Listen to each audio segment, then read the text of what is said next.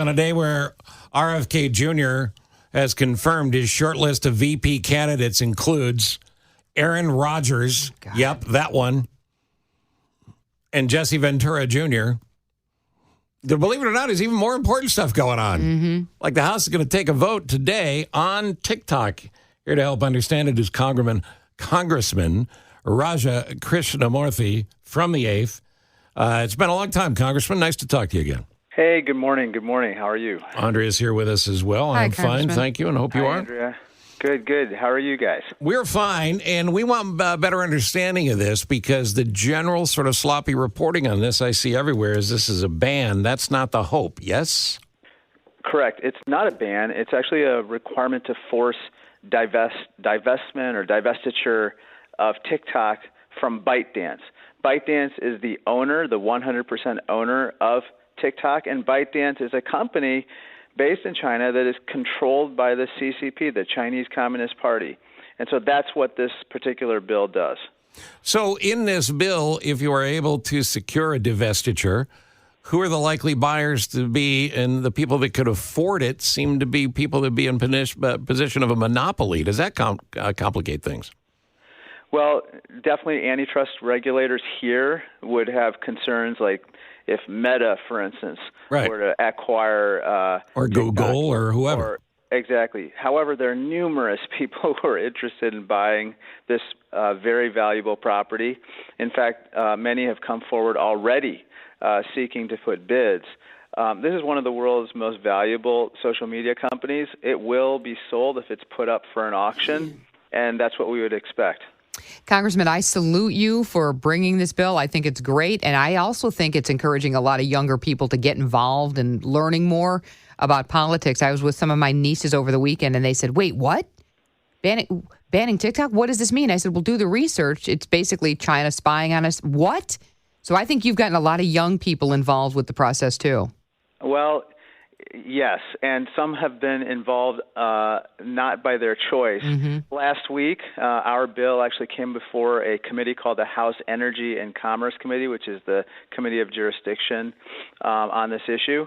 And before the vote, TikTok actually sent out a push notification and a pop-up on thousands and thousands of people's phones requiring that they essentially call their member of Congress in order to continue to access the app on their phone.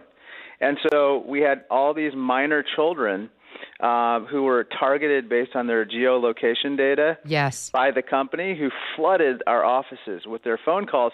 And they asked questions like the following, Andrea. They said, what is a congressman? What is Congress? Give me my TikTok back. One person actually threatened self-harm unless the lawmaker allowed him to have the TikTok opened on his phone.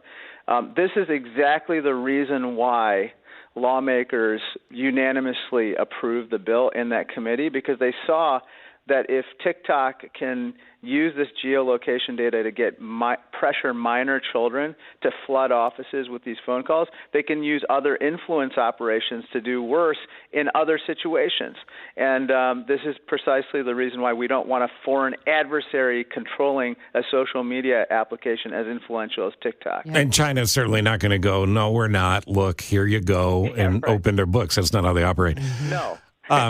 Assuming this passes and you get through the blocks that appear to be forming in the Senate, will the president sign it? The president Absolutely. but the president is on TikTok. What are your thoughts on that?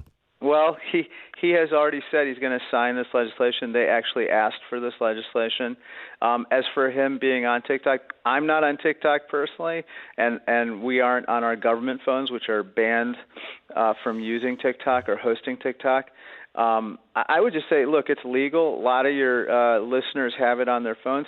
Mm-hmm. Use it with caution because we know ultimately the data on these phones, whether it's your location data or even potentially the contacts, your friends and family and others that you care about, it's accessible ultimately to folks who may not have your best interest at heart. Yeah, we should say Trump's on TikTok as well, but the idea being if Biden's going to sign it, he shouldn't be on it until the sale's complete. Yeah, exactly. I think that a lot of people are on TikTok. 170 million people in America are on TikTok. I don't I don't blame them. It's legal. It's fine.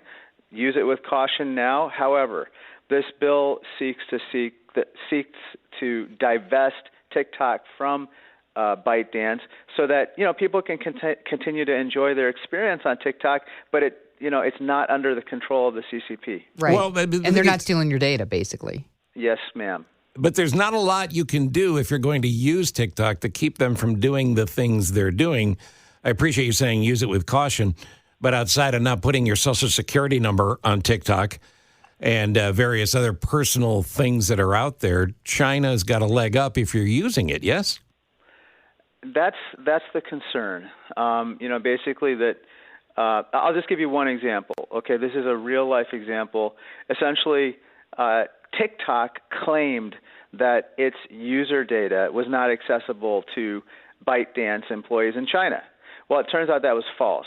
ByteDance employees in China routinely access that data, and basically ByteDance got very upset when this got published by BuzzFeed and others in the press.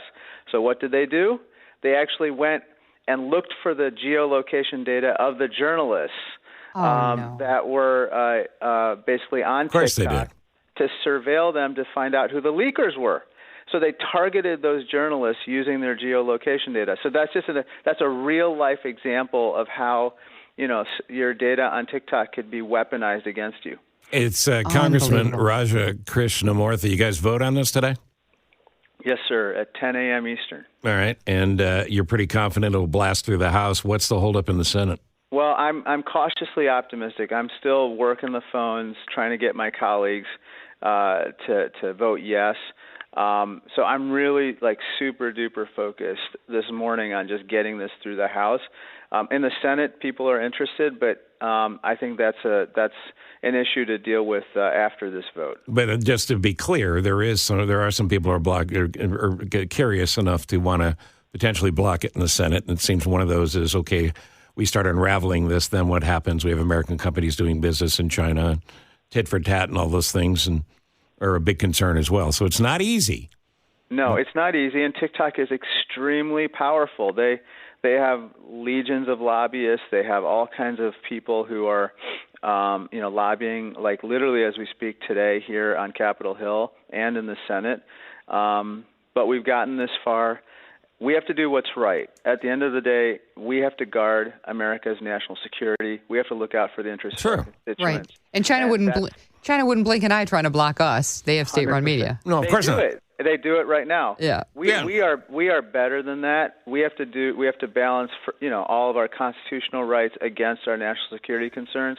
So I'm just appealing to my Republican and Democratic colleagues, do what is right. Let us do this together. Let us pass this bill. We should let you go because I could hear the humming of the Chinese surveillance balloon over your place right now. Exactly. Thank you. Thank you, Congressman. Thanks, Appreciate Congressman. your time.